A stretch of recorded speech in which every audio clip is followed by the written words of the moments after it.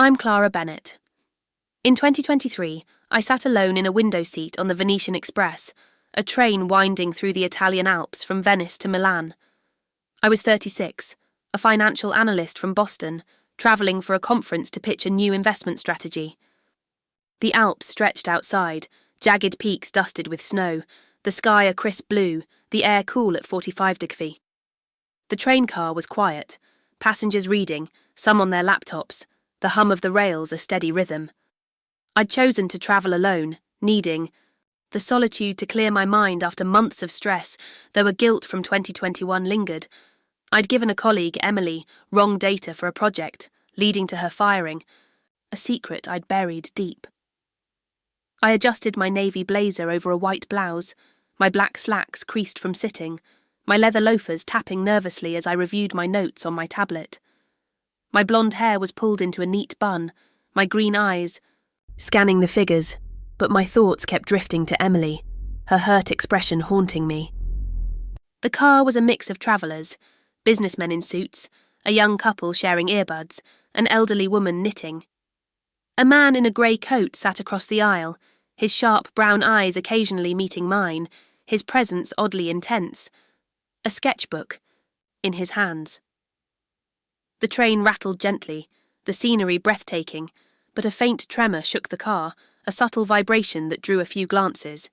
The intercom crackled, a voice in Italian, then English. Minor seismic activity reported. We'll proceed with caution. I brushed it off, focusing on my notes, but the tremor lingered in my mind, a quiet unease settling in my chest, the Alps outside a reminder of nature's unpredictability, the journey ahead suddenly feeling less certain than I'd hoped. The Venetian Express wound deeper into the Alps, the serene landscape outside a stark contrast to the unease growing in my chest. I sat alone, my navy blazer slightly wrinkled, white blouse tucked neatly into black slacks, my leather loafers resting on the floor, my tablet on my lap, figures blurring as my thoughts drifted to Emily, my colleague I'd wronged in 2021 by giving her false data, a lie that got her fired, a secret that still weighed on me. The train car was calm, passengers absorbed in their own worlds, businessmen typing, a couple laughing softly, an elderly woman's knitting needles clicking rhythmically. The man in the grey coat across the aisle caught my eye again, his sharp, brown eyes flicking up from his sketchbook, his gaze lingering too long before returning to his drawing, his intensity unsettling. The Alps loomed outside, peaks sharp against the sky, but the car jolted suddenly, a sharp tremor shaking the windows, drawing gasps from passengers. The intercom crackled. Seismic activity increasing. Please remain seated. My heart raced. The tablet slipping to my lap, the tremor stronger this time, the car rattling, lights flickering briefly, a low rumble beneath us. Before I could react, a violent quake hit, the train lurching off the tracks, metal screeching as it skidded, the car tilting, passengers screaming, laptops and bags flying. I gripped my seat, my tablet crashing to the floor, the elderly woman's knitting tumbling, the couple clutching each other. The man in the grey coat braced against the wall, his sketchbook falling, pages scattering. The train slammed into a DA snowbank, the impact jarring, windows shattering, cold air rushing in, the car grinding to a halt in a narrow Alpine valley, surrounded by towering peaks, the air now a biting 30 degrees, the reality of the crash sinking in, my guilt momentarily forgotten, in the chaos.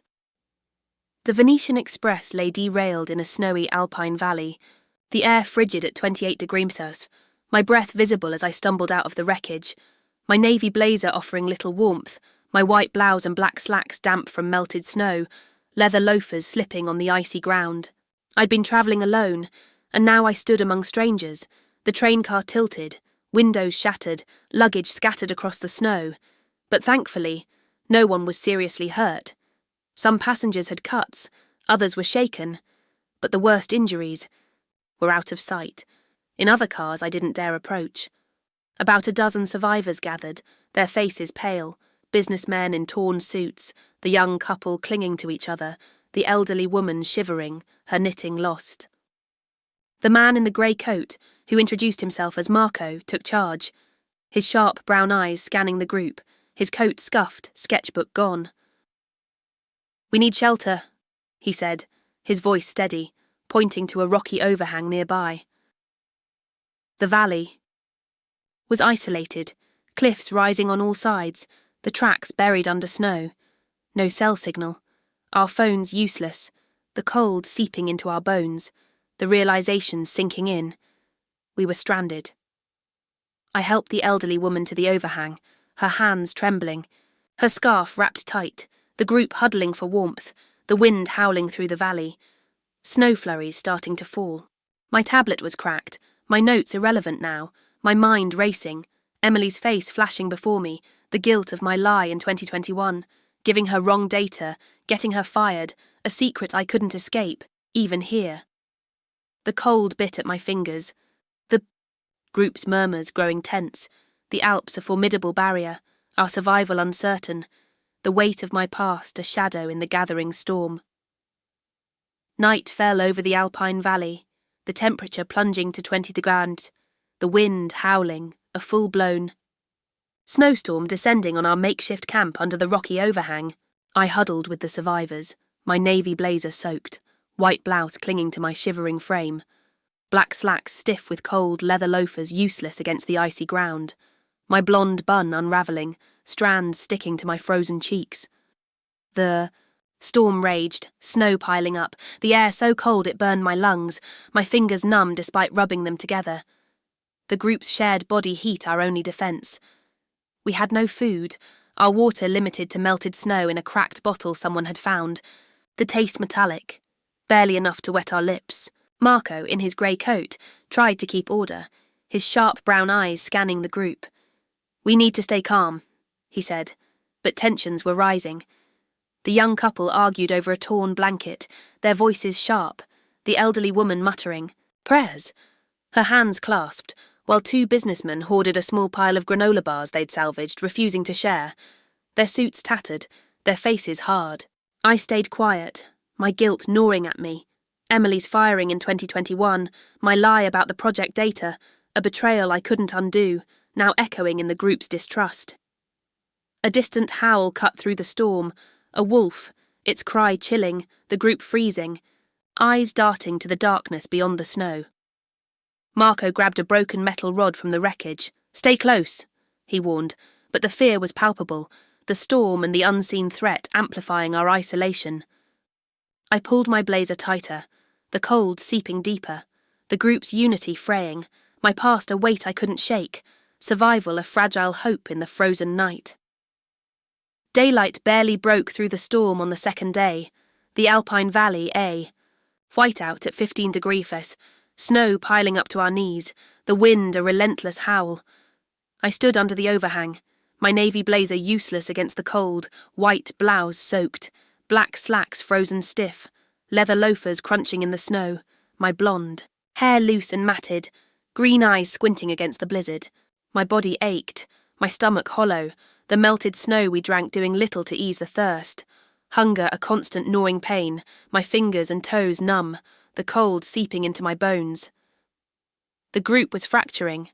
Marco's leadership faltered as the businessmen, now openly hostile, claimed the overhang's driest corner, their granola bars long gone, refusing to help search for more resources. The young couple, desperate, tried to venture out for firewood, but the storm drove them back, their faces red from the wind, the blanket they fought over now shared in defeat. The elderly woman sat silently, her scarf tight, her eyes distant, while two others, a student and a tourist, argued over a torn jacket, their shouts swallowed by the storm. I stepped in, my voice hoarse. "We need to work together." But my words fell flat, the group's desperation fueling their selfishness, trust eroded by the harsh reality of our situation.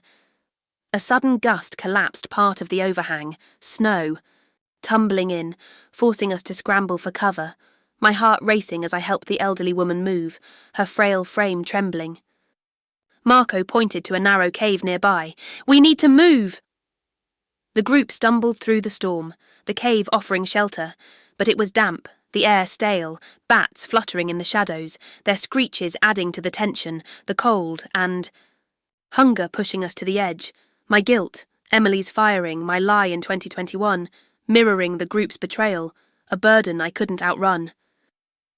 The storm raged into the second day in the Alpine cave, the temperature a bone-chilling 10°, the damp air seeping through my navy blazer, my white blouse and black slacks icy against my skin, leather loafers soaked, my blonde hair a tangled mess, green eyes burning from exhaustion.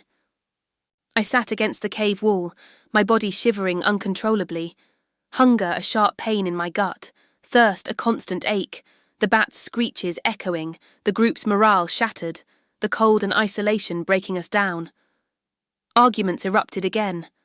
Marco, his grey coat tattered, his sharp brown eyes weary, tried to ration the last of our melted snow, but the student snatched the bottle, spilling half.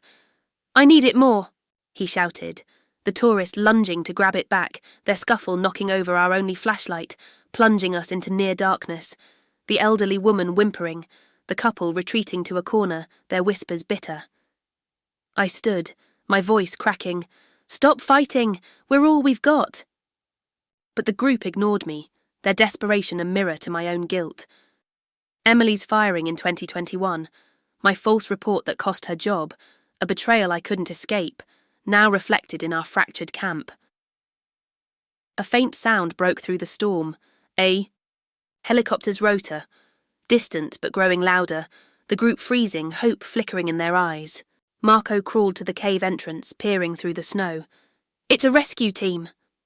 We scrambled to signal them, waving scarves, shouting until our voices gave out, the helicopter circling, a spotlight cutting through the blizzard, the promise of rescue a lifeline. My guilt momentarily forgotten, the group's unity briefly restored, a glimmer of hope in the frozen darkness. The helicopter descended through the blizzard, its spotlight piercing the snowy haze, the roar of its rotors a sound of salvation after 48 hours in the Alpine wilderness. I stood at the cave entrance, my navy blazer hanging off me, white blouse and black slacks frozen to my skin, leather loafers caked with ice, my blonde hair a mess, green eyes teary from the wind, my body weak but alive, the cold at 5°, the storm still raging, but hope warming my chest. The group gathered behind me, their faces pale, Marco in his tattered grey coat, the young couple holding hands, the elderly woman wrapped in her scarf, the businessmen clutching their torn suits, all of us battered but breathing, relief washing. Over us. Rescue crews in orange jackets rappelled down, their voices shouting in Italian, then English, "We've got you." They handed out thermal blankets, the warmth a shock to my numb limbs, guiding us to the helicopter one by one, the wind whipping snow around us, the group's tensions forgotten in the moment of rescue. I helped the elderly woman aboard, her frail hand squeezing mine, a silent thank you, her eyes misty.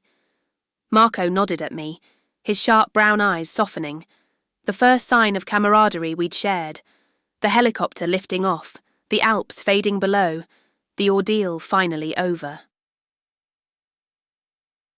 As we flew, to safety, I sat wrapped in a blanket, staring out at the snowy peaks, the weight of my guilt returning. Emily's firing in 2021, my lie in the report, a betrayal that cost her job, a secret I'd carried too long. The group's struggles, our fights, mirrored my own failures, the isolation forcing me to face what I'd done, the cold a reflection of the shame I'd buried, the rescue a chance to make things right, a moment of clarity in the storm. We landed, at a hospital in Milan, the sterile warmth a stark contrast to the Alpine cold, the ordeal of the Venetian Express a memory etched into my bones after 48 hours of survival. I sat in a hospital bed, a blanket over my shoulders, my navy blazer discarded, white blouse and black slacks replaced with a gown, leather loafers off, my blonde hair combed back, green eyes staring at my hands, still trembling from the cold, the events replaying in my mind. The group had scattered, Marco giving a nod before leaving, the elderly woman smiling weakly, the others too weary to speak, but we'd made it, no lives lost, a quiet victory in the Alps. A nurse brought me tea, the warmth seeping into my fingers, and I sipped slowly, the hospital hum a comforting backdrop, my thoughts turning inward. The isolation, the group's struggles, had forced me to face my past. Emily's firing in 2021, my false report that led to her dismissal, a lie I'd buried but couldn't outrun. On the train, I'd been running from it, but the crash, the cold, the fights, had stripped away my defences, the Alps a mirror to my shame, the rescue a second chance. In 2024, I'm 37, back in Boston, a photo of the Alps on my desk, a reminder of what I survived. I tracked down Emily, confessed my lie, offered to help her rebuild, my voice breaking as I apologised, her forgiveness a weight lifted, a new beginning. I left my firm, started a consultancy focused on transparency, mentoring others to lead, with honesty, a lesson carved in Alpine snow, a redemption I'll never take for granted.